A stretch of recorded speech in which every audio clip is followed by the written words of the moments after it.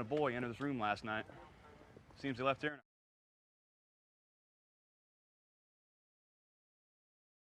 Orang pernah mengatakan bahwa menjadi tua, bahwa dia akan menjadi lemah. Tapi sebenarnya, walaupun dia tua, dia tetap memiliki ambisi, dia tetap memiliki emosi, dan dia juga tetap memiliki nyali. Halo teman-teman, penikmat konten Ruang Sekilas Film, Ruang Selfie. Apa kabarnya? Ketemu lagi dengan saya di konten Ruang Sekilas Film. Dan pada episode Ruang Sekilas Film kali ini, saya akan membahas sebuah film dari negeri barat yang berjudul The Marksman yang dirilis pada tahun 2021. Walaupun film ini bukan film yang update, tapi saya rasa film ini akan menjadi film yang akan menjadi favorit bagi kalian karena dibintangi oleh aktor terkenal Liam Neeson. Film Marksman ini disutradarai oleh sutradara Robert Loren, di mana pada film ini kita akan melihat kolaborasi antara aktor-aktor dari Amerika Serikat dengan Amerika Latin. Karena film ini menceritakan tentang kehidupan di perbatasan antara dua negara, yakni Amerika dengan Meksiko. Film ini dimulai dengan memperkenalkan tokoh utamanya, yakni Liam Neeson yang berperan sebagai Jim, seorang pensiunan tentara yang sudah ditinggal mati oleh istrinya namun hidup sendiri di sebuah rumah yang berbatasan langsung dengan negara Meksiko. Walaupun Jim memiliki riwayat sebagai seorang pensiunan tentara, rupanya Jim tidak memiliki pekerjaan dan penghasilan yang tetap. Oleh karena itu, Jim pun mencari pekerjaan untuk membayar hutang-hutangnya di bank. Hingga pada suatu malam ketika Jim sedang minum-minum di sebuah kafe, dia bertemu dengan seorang perempuan yang bernama Sarah. Sarah sendiri adalah seorang anak dari Jim dengan mendiang istrinya yang telah meninggal. Come on, let's get you back. Adegan berganti keesokan harinya, di mana terlihat beberapa orang berjalan tergesa-gesa mencoba untuk menyeberangi perbatasan antara Amerika dengan Meksiko. Dengan susah payah ketiga orang ini mencari celah untuk mereka bisa menyeberangi perbatasan antara Meksiko dengan Amerika Serikat. Singkat cerita, mereka pun berhasil menemukan celahnya. Namun sayangnya salah seorang di antara mereka mendapat luka di kakinya karena tergores oleh kawat perbatasan. Beruntung mereka bertemu dengan Jim dan Jim pun mau menolong mereka. Namun di saat yang bersamaan, tiba-tiba sebuah mobil hitam berada tidak jauh dari perbatasan dua negara tersebut. Rupanya dua orang ini mencoba untuk menangkap dua orang ilegal tersebut yang bernama Rosa dengan Miguel. Namun rupanya Jim tidak mau menyerahkan kedua orang tersebut, hingga terjadilah baku tembak di antara keduanya di saat itu juga. Dengan cepat Jim memaksa Rosa dan Miguel untuk masuk ke dalam mobilnya dan melarikan diri dari kejaran para kartel tersebut. Namun sayangnya salah satu di antara mereka, yakni Rosa, harus tertembak di bagian perutnya. Dengan kondisi yang kritis ini, Rosa pun menitipkan Miguel anaknya kepada Jim untuk diberikan kepada saudaranya yang berada di Chicago, Amerika Serikat. Pada awalnya Jim tidak mengindahkan permintaan terakhir dari ibunya Miguel, yakni Rosa, untuk membawa anaknya ke Chicago, sepupunya yang berada di Amerika Serikat. Hingga pada keesokan harinya saat Jim bermalam di markas kepolisian perbatasan dua negara, dia mulai berubah pikiran. Apalagi saat pagi hari dia melihat para kartel yang dipimpin oleh Mauricio mencoba untuk melintasi perbatasan Amerika Serikat. Melihat situasi dan kondisi seperti ini, jiwa patriot Jim untuk melindungi orang lain dari ancaman bergejolak. Jim akhirnya memutuskan untuk kembali ke markas kepolisian, menyelamatkan Miguel dari kejaran penjahat kartel yang dipimpin oleh Mauricio. Singkat cerita, Jim berhasil membawa keluar Miguel dari markas kepolisian. Melihat hal ini pun, Mauricio beserta para kawanan penjahat kartel lainnya mencoba untuk memasuki perbatasan Amerika Serikat dengan sebuah paspor palsu. Tapi karena mereka adalah anggota kartel, kepolisian perbatasan pun mengizinkan mereka untuk melewatinya. Dalam perjalanannya, Miguel tidak berbicara sepatah kata pun pada awalnya kepada Jim. Sebaliknya, Jim mencoba untuk berbicara kepada Miguel agar terjadi perkenalan di antara mereka. Adegan berganti saat kediaman milik Jim didatangi oleh Mauricio beserta anak buahnya. Mereka datang ke kediaman milik Jim untuk mencari petunjuk di mana keberadaan Jim. Mereka pun berhasil mendapatkan beberapa petunjuk untuk mencari Jim. Mereka meninggalkan rumah Jim dengan kondisi rumah yang sudah mereka bakar. Di tempat terpisah, perjalanan Jim terhenti di sebuah tempat pengisian bahan bakar. Dia mengisi bahan bakar untuk mobilnya sekaligus membeli sebuah peta untuk menjadi sebuah petunjuk agar dia bisa sampai di Chicago tepat pada waktunya. Setelah Jim berhasil membayar tagihan bahan bakar minyak dan membeli atlas, Jim pun menelpon Sarah, anaknya yang bekerja di kantor kepolisian perbatasan dua negara tersebut. Sarah yang menerima telepon dari ayahnya, terjadi perselisihan di antara keduanya. Namun sekali lagi Jim melakukan hal ini untuk memenuhi janjinya kepada Rosa menyerahkan anaknya ke salah satu keluarganya yang berada di Chicago. Di tempat lain di sebuah perumahan yang mewah, Mauricio beserta anak buahnya mencoba untuk melacak keberadaan Jim. Dan tiba-tiba mereka menemukan sebuah petunjuk di mana Jim berada di sebuah SPBU yang tidak jauh dari posisi mereka. Singkat cerita, mereka pun bergerak untuk menangkap Jim beserta Miguel. Di tempat terpisah, akhirnya Miguel pun berbicara dalam bahasa Inggris. Jim yang mendengarnya sempat kaget, namun akhirnya dia senang karena Miguel bisa berbahasa Inggris. Dan dimana kemudian Jim dan Miguel terjadi kompromi di antara keduanya, dimana misi Jim hanya mengantarkannya kepada sepupunya yang berada di Chicago itu saja. Di tempat lain, Mauricio, sang penjahat kartel, telah berada di tempat pemberhentian Jim sebelumnya. Di sana, Mauricio bertanya kepada penjaga toko tentang keberadaan Jim. Pada awalnya percakapan terdengar biasa saja, hingga pada akhirnya Mauricio pun mencekik penjaga toko tersebut untuk menjelaskan di mana Jim dan keberadaan Miguel. Mauricio pun berhasil mendapatkan informasi dan melanjutkan pengejaran. Dalam kondisi saling kejar dan mengejar ini, tiba-tiba mobil Jim mengalami sebuah masalah yang menyebabkan dia harus berhenti di sebuah kota kecil. Melihat kondisi seperti ini, Jim pun membawa mobilnya ke sebuah bengkel. Montir bengkel mengatakan bahwa mobilnya akan dikerjakan keesokan paginya karena ada spare part yang tidak ada. Singkat cerita, Jim beserta Miguel harus beristirahat di kota kecil tersebut sambil menunggu perbaikan mobilnya. Pada momen inilah kemudian Miguel pun bercerita tentang dirinya dan ibunya kenapa harus dikejar oleh penjahat kartel, karena semua ini adalah ulah dari pamannya yang bernama Carlos karena telah menipu penjahat kartel dari Meksiko tersebut. Dan pada keesokan paginya, mobil milik Jim berhasil diperbaiki oleh montir bengkel tersebut. Jim pun membayar upahnya melalui sebuah kartu kredit yang dia miliki.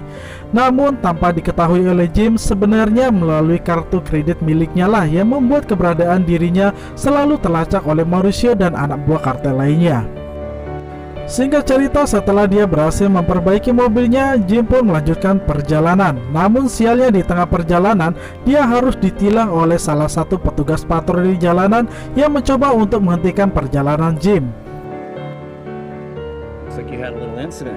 Yeah. Pada awalnya Jim tidak curiga sedikit pun kepada petugas patroli tersebut, hingga pada akhirnya dia mendengarkan percakapan dan menyadari bahwa petugas patroli tersebut adalah orang yang sudah disuap oleh penjahat kartel yang bernama Mauricio.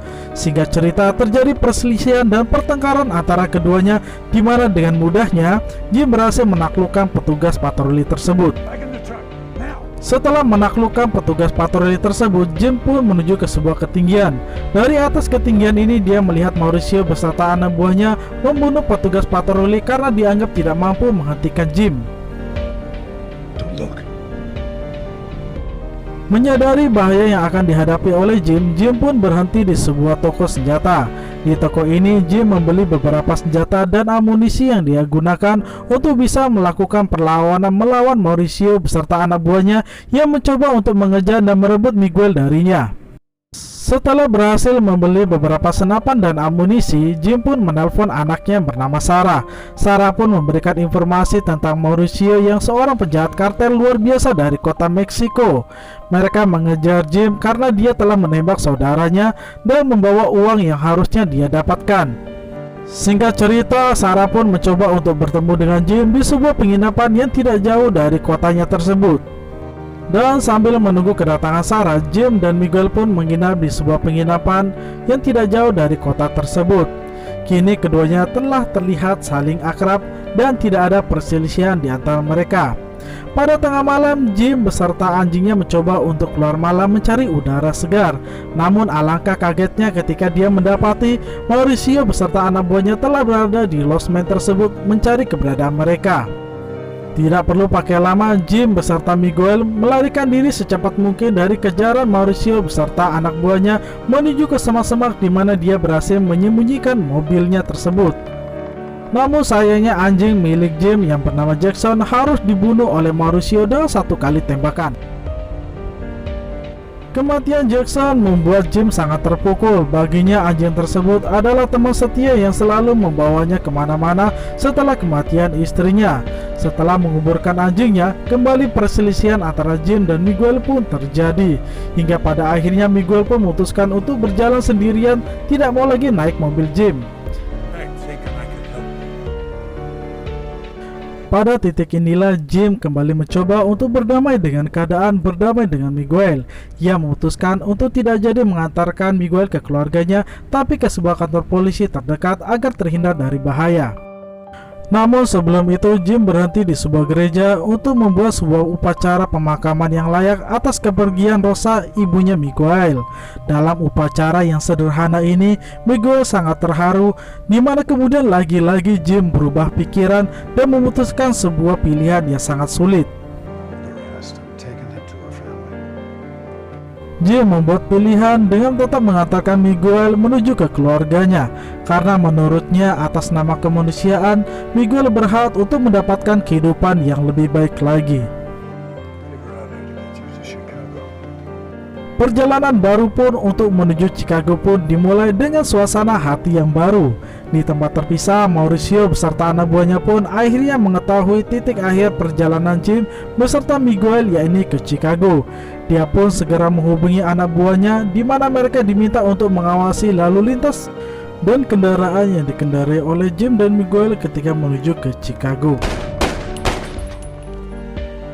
Adegan berganti saat Jim sedang berlatih untuk menembak. Pada saat itu dia juga mengajarkan Miguel untuk belajar menembak seperti dirinya. Namun alangkah kagetnya saat dia mengajarkan cara kepada Miguel untuk menembak, namun Miguel mampu dengan cepat menguasai cara menembak dengan benar. Hari pun kini beranjak malam. Pada momen ini Jim meminta maaf kepada Miguel karena telah memperlakukannya secara tidak adil. Pada momen ini juga Jim mengembalikan tas yang penuh dengan uang kepada Miguel. Namun Miguel tidak menerima uang itu. Mereka kemudian sepakat untuk membakar semua uangnya dalam panggangan api pada malam itu. Scene berganti keesokan paginya, Jim melanjutkan perjalanan menuju kota Chicago. Namun di tengah perjalanan dia melihat ada orang yang mengawasi dirinya bersama Miguel. Jim menyadari bahwa sebentar lagi dia akan bertemu dengan Mauricio beserta para kartel lainnya. Pertempuran kedua belah pihak pun tidak terhindarkan pada saat itu. Dengan persiapan yang telah disiapkan, Jim pun mulai menembak. Tembakan Jim tepat sasaran. Seketika itu mobil yang ditumpangi oleh Mauricio terbalik seketika. Pertempuran Jim melawan Mauricio beserta anak buahnya berlanjut hingga ke sebuah pabrik kosong. Di tempat inilah kemudian Jim melakukan sebuah strategi di mana dia menghabisi satu persatu anak buah Mauricio pada saat itu. Satu persatu anak buah Mauricio berhasil dia tembak dengan satu kali tembakan. Pertempuran ini kini hanya menyisakan antara Jim melawan Mauricio. Namun sialnya Miguel ditangkap oleh Mauricio. Dengan kondisi seperti ini, Jim pun membuang senapannya. Dan selanjutnya Mauricio memaksa Miguel untuk menembak Jim dengan senapan yang dia bawa. Namun Miguel anak yang cerdas, dia berhasil mengelabui Mauricio. Kini perkelahian antara Jim melawan Mauricio pun tidak terhindarkan pada saat itu. Namun sayangnya Jim harus mendapat luka dari sebuah belati yang ditancapkan ke badannya. Dalam kondisi seperti ini Miguel mencoba untuk menembak Mauricio, namun Jim melarangnya. Dan kemudian terjadilah sesuatu. Dengan cepat Jim mengambil pistol dari tangan Miguel dan menembakkannya ke arah Mauricio. Kini Mauricio pun terkapar tidak berdaya. Di akhir hidupnya Mauricio memberikan kembali lambang penghargaan yang dulu dia curi dari rumah milik Jim. Dengan kondisi seperti ini perlawanan dia melawan kartel pun berakhir. Dan dengan kekalahan Mauricio dan anak buahnya itu, kembali Jim melakukan perjalanan bersama Miguel menuju ke Chicago, menunaikan misinya mengantarkan Miguel beserta keluarganya. Dan pada akhirnya misi Jim pun berakhir dengan kesuksesan. Miguel berhasil meninggalkan masa lalunya dan menemukan keluarga barunya di Chicago, sedangkan Jim kembali kehidupannya menjadi seorang penyendiri. Sebuah akhir cerita yang menyenangkan. Terima kasih untuk kalian yang sudah menonton konten saya pada kesempatan kali ini. Sampai jumpa di konten saya selanjutnya dan sampai jumpa.